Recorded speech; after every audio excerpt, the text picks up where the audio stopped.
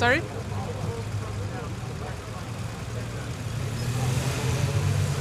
I think we have been very clear from the Kingdom of Denmark with great support from the European partners and the European Union that everybody has to respect the sovereignty of all national states in the world, and that Greenland is today a part of the Kingdom of Denmark. It's a part of our territory, and it's not for sale. The chairman, the leader of Greenland, has been very clear that they are not for sale.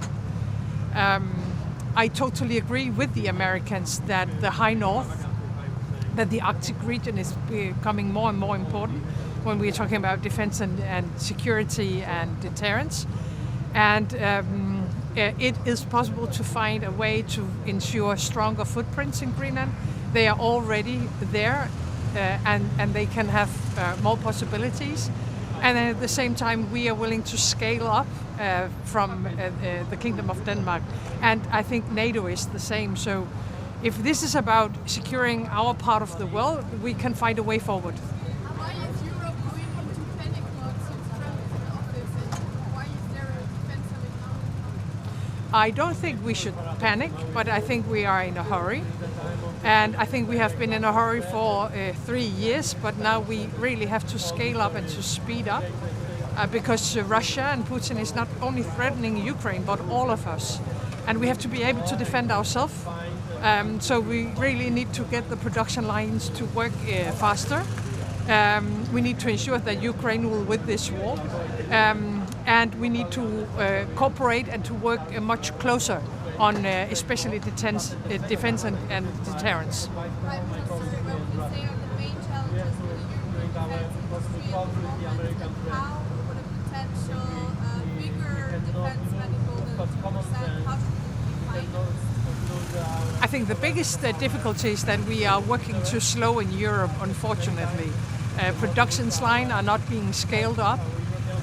And we still think like we are at peacetime. I'm not saying we are at war, but we need to change our mindset. We need a sense of urgency, and we need to ensure that our industries and our political cooperation work smoother, in a more smooth way, and we have to do it much faster. Do we have to spend more on deterrence and defense? Absolutely. 2% is not enough anymore, and it has to be done, of course, socially balanced. And where should the money come from? It depends on every European member state because we are very different. I think we have to find a way to ensure that we will be able to defend ourselves faster than the situation is today. So it is, of course, a national object, but it's also a collective responsibility.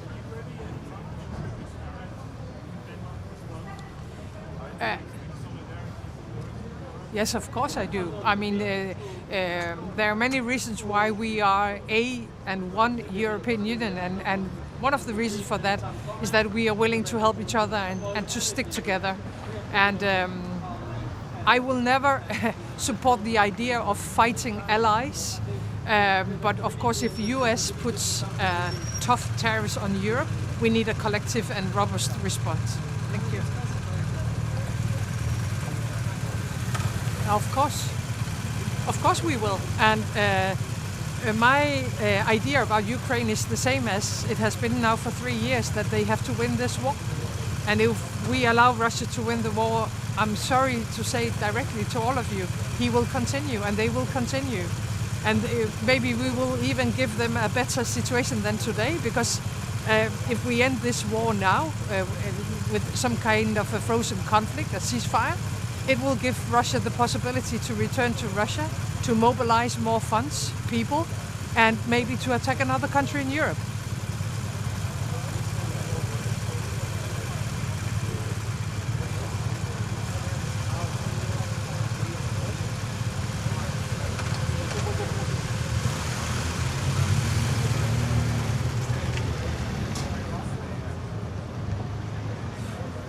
But I have to be very clear that defending Europe and defending NATO is not only in one area of the world.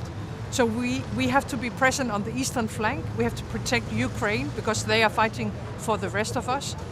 We have to fight against terror. We have to take care of the Baltic Sea, and we have to take care of the Arctic region. So in NATO, together with the US, we have to be able to do all the things at the same time. Thank you.